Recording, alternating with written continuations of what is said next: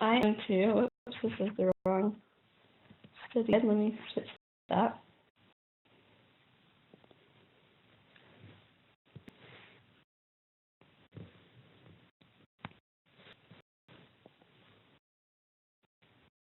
I'm going to go through this guide to studying for exam 2. So we've looked through it already and tried some problems, so I'm going to you and get you started on a few and talk about some of the major that are on this test. So for inequalities, when doing inequalities, if we ever divide or multiply by a negative number, we must remember to switch the of the inequality sign. Think about what that would be before you look at the example below. Is the direction. Hope a big huge stop sign or caution sign or something pop up in your head. Whenever you divide or multiply negative, we solve inequalities a lot like we do equations, other than that one big rule. It's a huge rule, because if you forget that these are equations and you're writing equal signs the whole way down, you're going to forget that the sign is actually going to change. So we have something like this. We want x, so we would do it just like an equation where we'd gather all our x's to one side, all our non-x terms to the other side. But as we're moving things from side to side using inverse operations, so it shows here what we did: add -4 to both sides to move the numbers there that way. 2 to the side. Again, we didn't have to do anything to switch the direction of the sign here because we were just adding a negative, and that's okay. You should divide or multiply by a negative. So -5x is less than or equal to 3, but we try to get the x one here, and we divide by -5, or it says here, multiply 1/5, same thing, dividing by -5. Because I divided by a negative, or multiplied by -1/5, this fraction, see how it used to be a less than or equal to, has changed to a greater than or equal to. The answer is wrong. So, very important to change the direction of the sign when you're dealing with these inequalities. Make yourself a big, huge note about that. An application of inequalities. Usher can sell a 6-ounce bag of pretzels to $1 for 35 cents a bag. The variance producing each bag is 25 cents per bag, and the fixed cost is $110,000 to an operation. How many bags of pretzels need to be sold in order to break even or profit? So a few things you want to know here: what break even is and what earning would mean. It has to do with cost, and it has to do with revenue.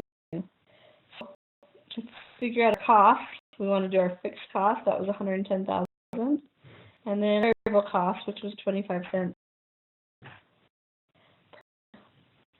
Added together, we get our cost equation. But since we're going to say how many bags will be needed to break even, well, break even is where they're equal. We want to break even, earn a profit, and we want revenue to exceed cost. So we want revenue to be greater than or equal to cost. And so that's where it turns into an inequality. We would solve for x with equality rather than an equation where we would set them equal. So I get right where they're equal at 1,110,000 bags is where they break even. Anything above that should be a profit, because we would have more revenue than we would cost. The absolute value inequalities. Absolute value equations and inequalities solved by splitting the original problem into two sections. And it all goes back to what absolute value actually means. So I won't go into too much detail here. But value has to do with unit from 0 on another line. So the directions, so you go to the right or to the left, and I'm looking at 2 or -2, they would be 2 units away from 0. They would just be in different directions from 0, one to the left.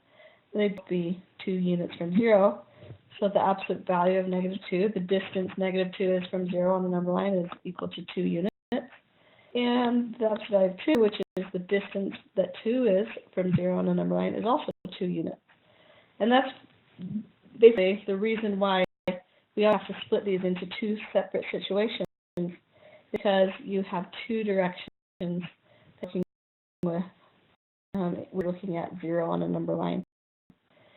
So in this example, because it kind of puts into perspective how we read an inequality, make sure you know how to solve inequality, absolute equations and inequalities.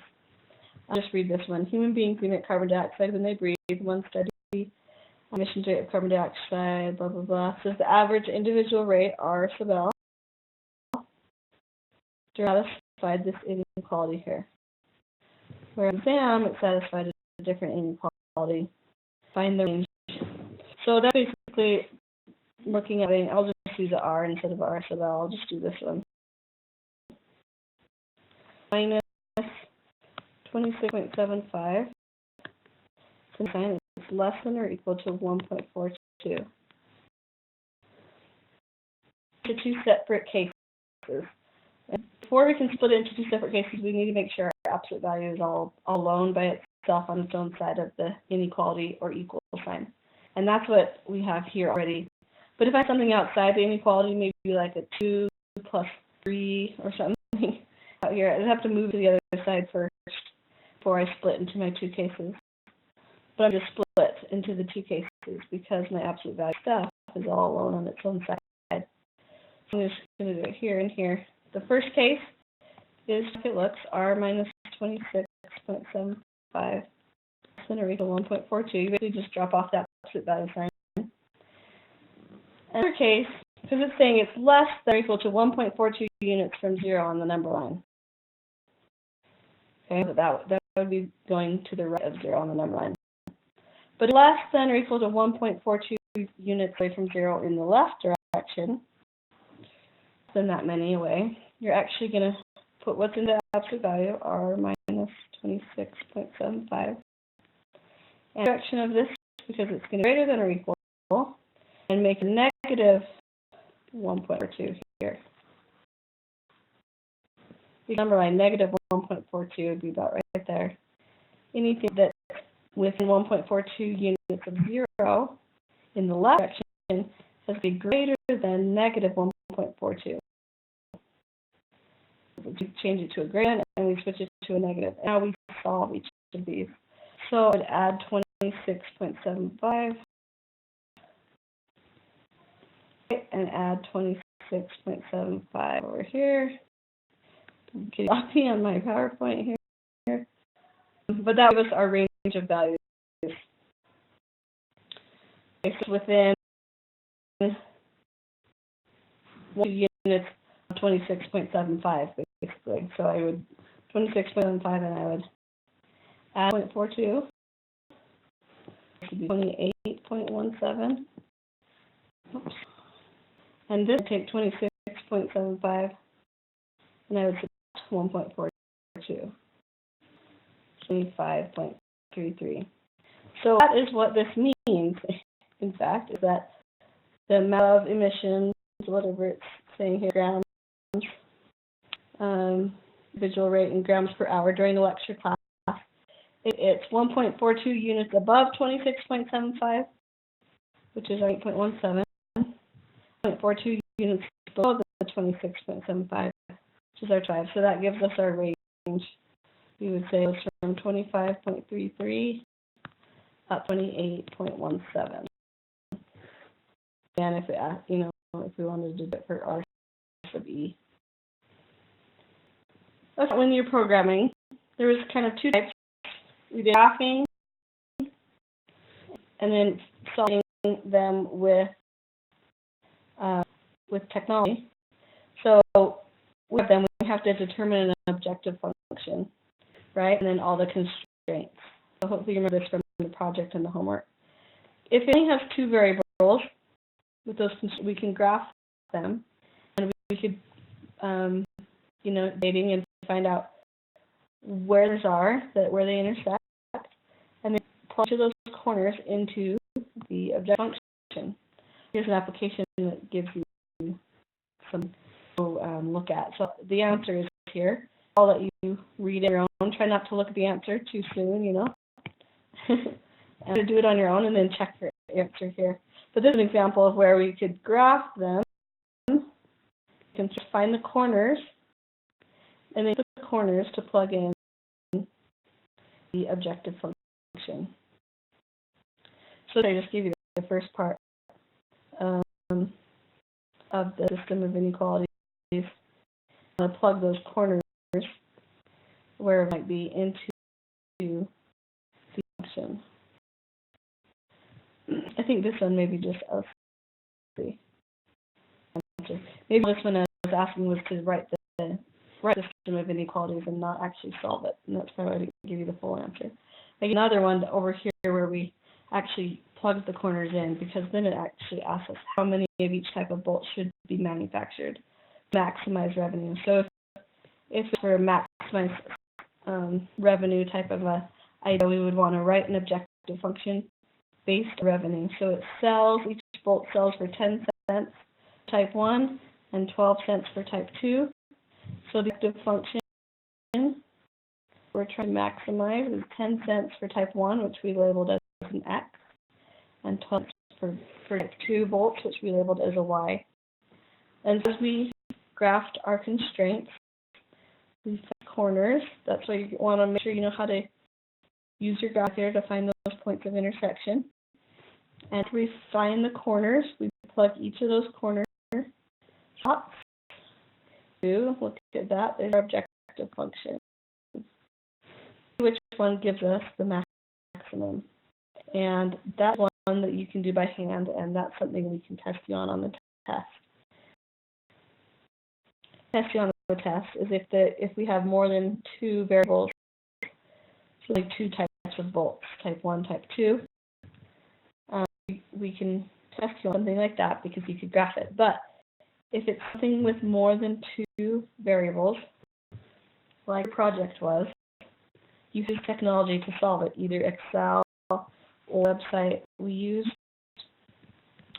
for our homework. And so we cannot test you on those type of problems. That's what gave you the project to work with.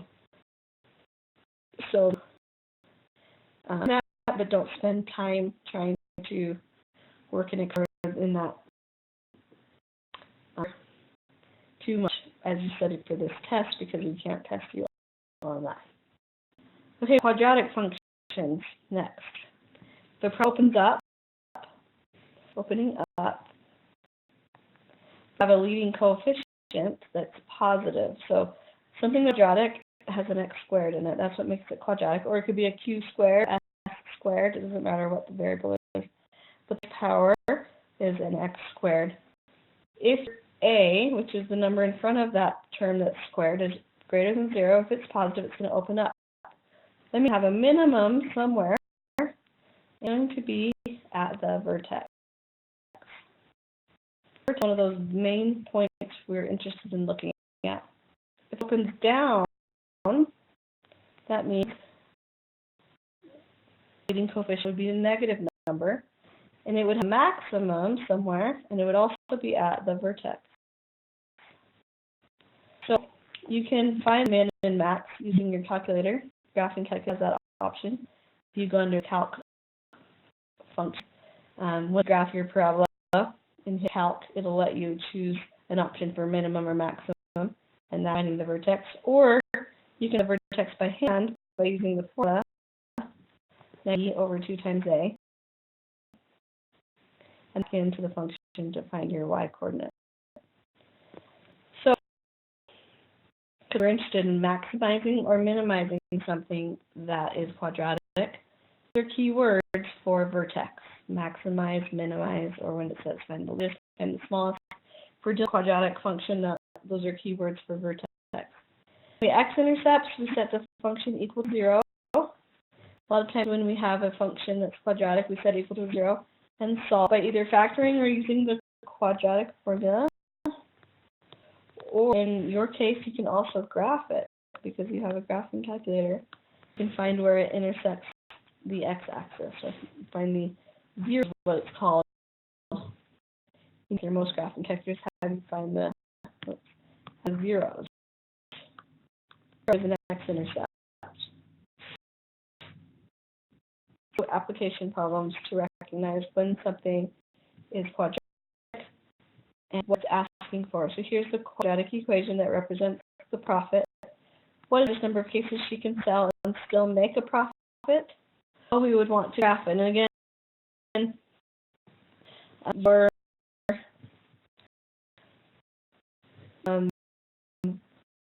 method to use your calculator. I might use Desmos since I'm on my screen here. I can go to here. I'm gonna go there. Now I'll use Desmos on your test because it's a lot easier than some graphing calculators are. Let's say we're graphing this negative 2x squared. Squared plus 60x minus 120.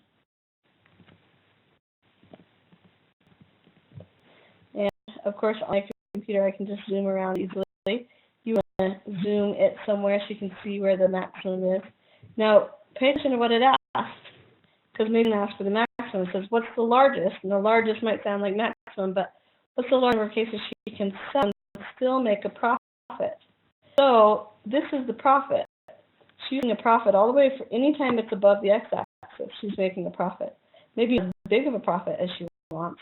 So obviously here is the biggest profit, which sells 15.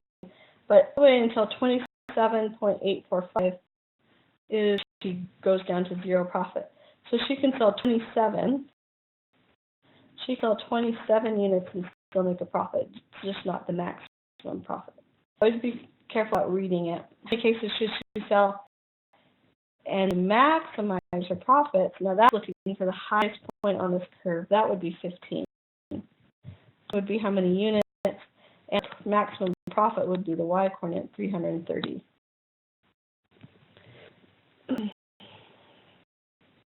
Oops. An example of supply and demand. The supply function is given by this equation. Demand function is given by this one.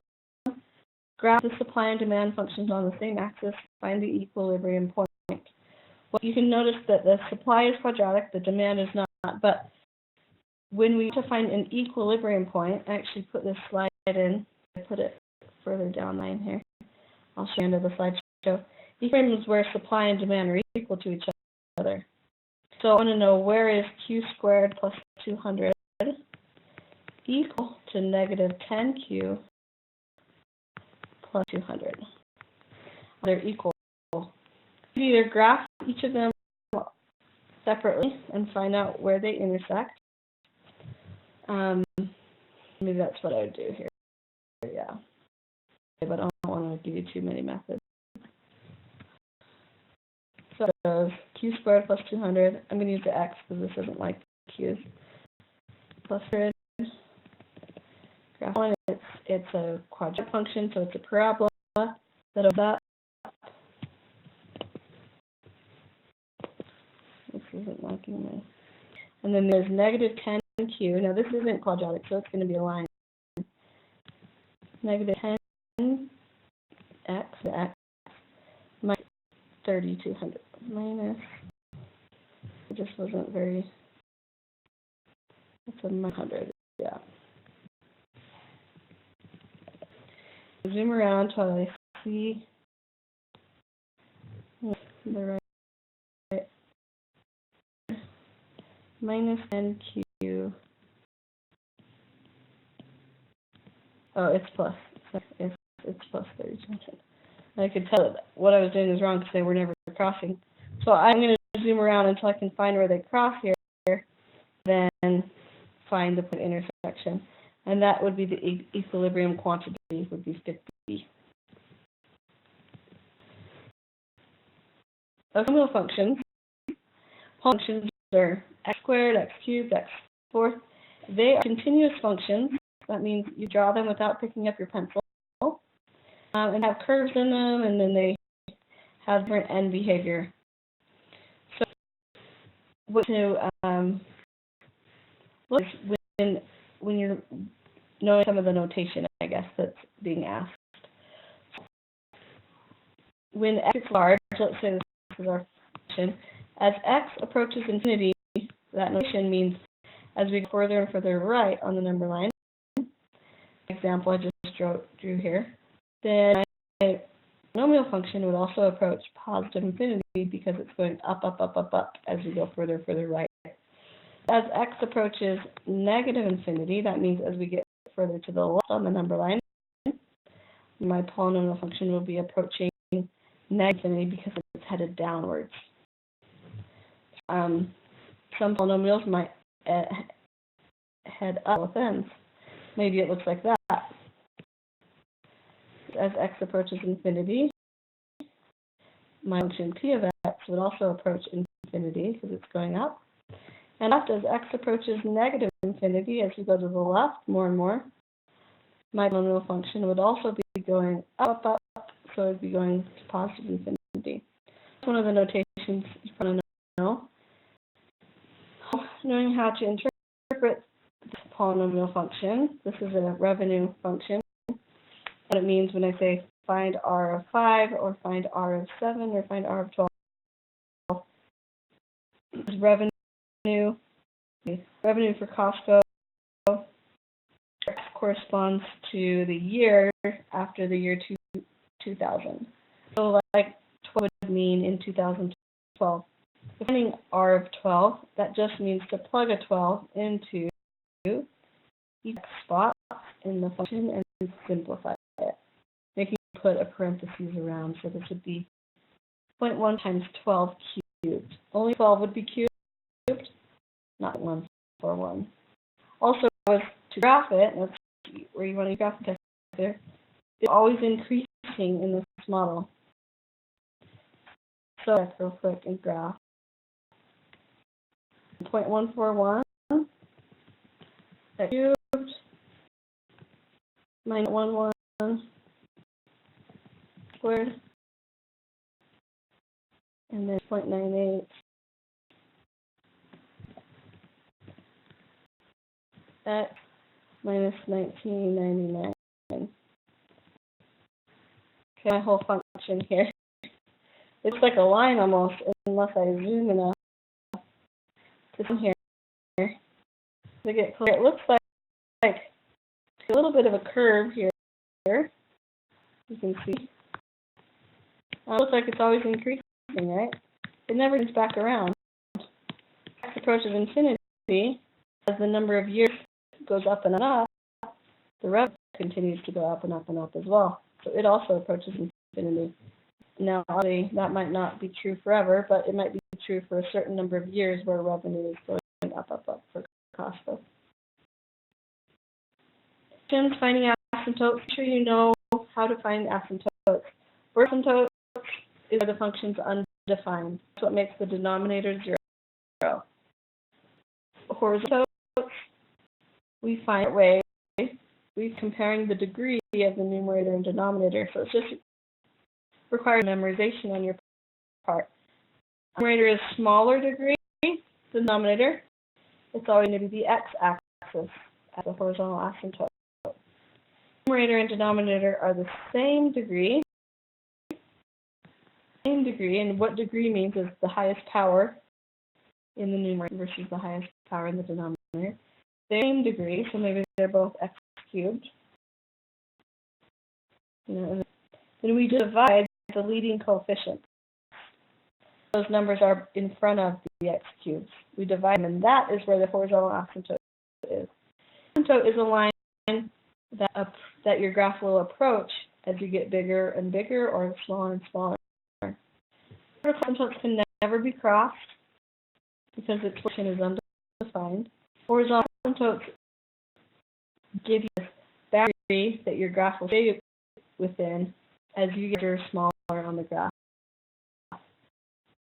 Here, function. Maybe before we do it, we need to talk about average cost. And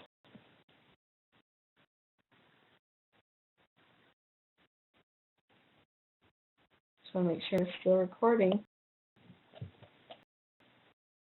Okay. Average cost, how we do it Find our fixed costs. For your function tells you want to find your fixed cost by adding up your, sorry,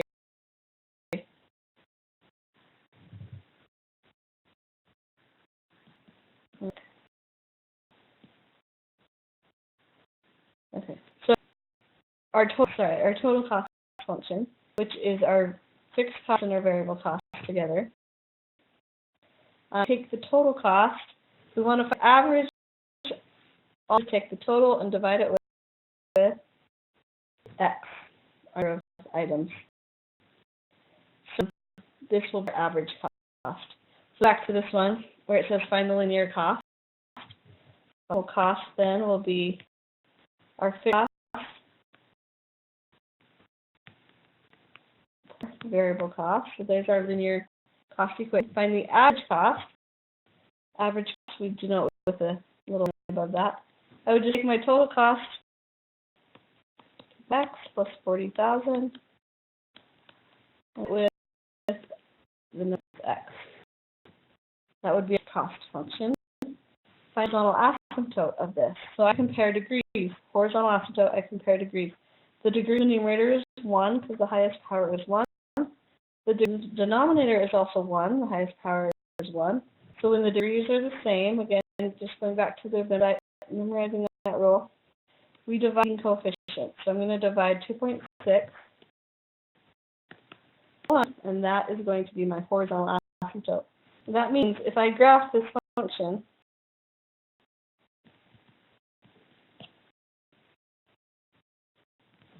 it's a round function, so 2.6x plus 40,000.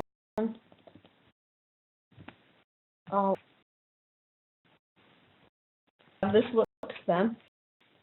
This is the average cost function. The cost, that means as I get further and further to the right, it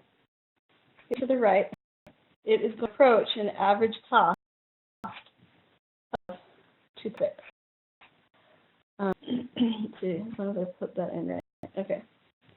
So further and further to the left, to the right or the left, I think I was saying this cost is going down, down, down. It's going down, down, down. It's going to approach 2.6 the further I get away. You can see it's at 3.42 now. If I continue to go to the right and right and right, it's probably to get there. It's getting down. Anyway, it's going to approach the 2.6. It just took a while. But that would be the horizontal asymptote. So that means what it means in the situation. The average cost can get as low as 2.6. What it will approach. But it will never go below $2.60 per unit for cost. And in a while, you'll have to make a lot of units to get down that low to the average cost. Lastly, how are profit, revenue, and cost functions related? This was on the last one too, but I just wanted to throw it on just to make sure you remembered all of these things down here. So make sure you look over that. And then break-even point. We talked about that earlier. Well, we talked about equilibrium point. Is where revenue, cost, and then supply and demand and equilibrium point. So the supply and demand are equal at the point where the supply curve intersects the demand curve. This is the equilibrium. In other words, it's where the supply function equals the demand function. So going back to where we did it. Here. Hence the supply curve could be quadratic, and then it would be linear, but they still have a point where they cross each other, and that's the equilibrium point. So you could set them equal to each other, graph each one, find out where they cross. That would be the equilibrium point. And that point where they cross would be the quantity. To find out the price, we would take that quantity and plug it back into either of the original to find the actual price.